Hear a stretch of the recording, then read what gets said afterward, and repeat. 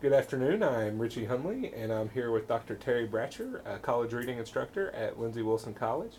Dr. Bratcher is being featured this week on our First Generation Friday feature. Dr. Bratcher, tell us a little bit about yourself. Well, I won't tell you my age, but I did grow up in the 50s, came of age in the 60s, uh, and remember times when we didn't have TV, and that was good for me because I grew up reading. And my parents were, my dad um, had moved around a lot. His father worked in the cotton mills in Alabama and moved around from place to place. And he never went beyond third grade. But he was the one who read to me as a child. So, but he had in when he was in his 30s, he had a life-threatening illness, and where for a year he was unable to work and not knowing if he was going to live or die. And he got saved during that time and taught himself to read with the King James Bible. And the other brothers and sisters were in school at that time, so they would come home with their homework around the kitchen table and sometimes would give him help with his King James Bible. He read me, of course, Bible stories and Robert Louis Stevenson poetry and maybe some other things, but those are the things that I remember best. So, where did you attend college, and what degrees did you attain? I attended college at my education was an on again, off again thing because I, like my grandfather, moved around. um, I went to Western as a young person, as a high school graduate. I did not graduate at that time. Went to Eastern, um, Oklahoma City University, and finally got a bachelor's at Pikeville College. Then I went back in later years for a master's in library media education at Western and decided at that point that I did not want to be a librarian. And of course, my first love was reading. So I got a PhD um, from Southern Illinois University in curriculum and instruction with an emphasis in reading and language. So, when you were in college, did you participate in any extracurricular activities, clubs, sports teams, anything like that? Not very much. Most of the time, in later years, I was working, had graduate assistantships in graduate school.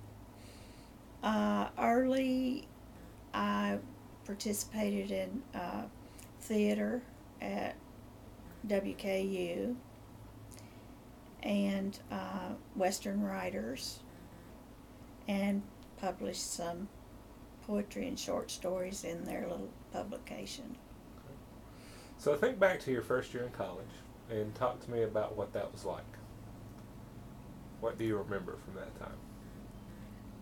I remember having a good time, and I was not very serious about my studies.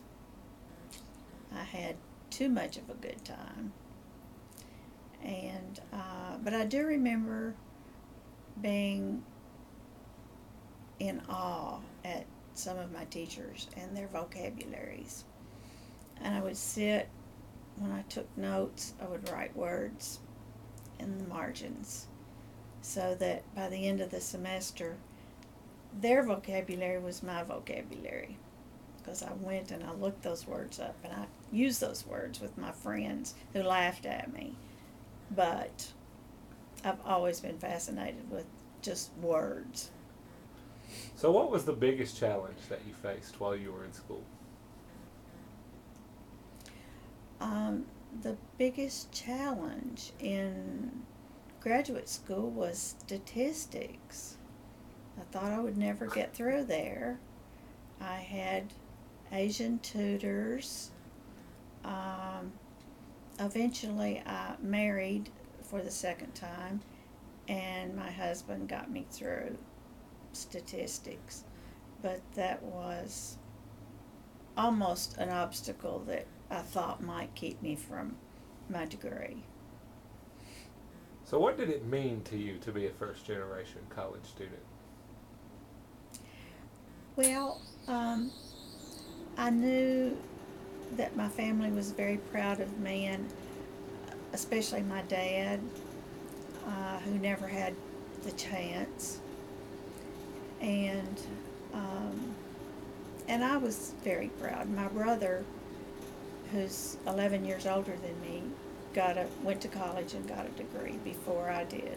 So he was my model and somebody that I looked up to. And uh, but my family really valued education, even though my parents didn't have. My dad third grade, my mother sixth grade, but they valued education and they made sacrifices so that we could go to school. So, what is the one factor you think that ultimately led you to succeeding and getting all of these degrees? I love to be a college student, and after my first 2 years at Western, when I had graduated high school, I dropped out and married. Over the years, I would go back and take a semester here and a semester there. But always that was my happiest time, was when I was in school. And later on, I thought, well, I can't go to school forever, but I can teach and I'll still be there. So that's why I teach. So, this is my favorite question, and it's also the last question I'm going to ask today. Uh, what would be the one best piece of advice that you could offer other first generation college students?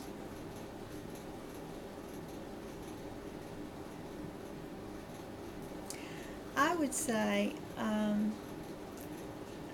just finding a dream that you can hold on to, because there are real hard times in college. And as a student, I survived divorce and death of a child and loss of my parents. And all of these things, bad things, do not stop because we're students. But if you really have a dream that means so much to you, it will keep you on your feet when times are hard. And that, and try to be consistent. It's taken me all the years of my life to try to organize myself. You really have to be organized to get through school and then to do your job once you do.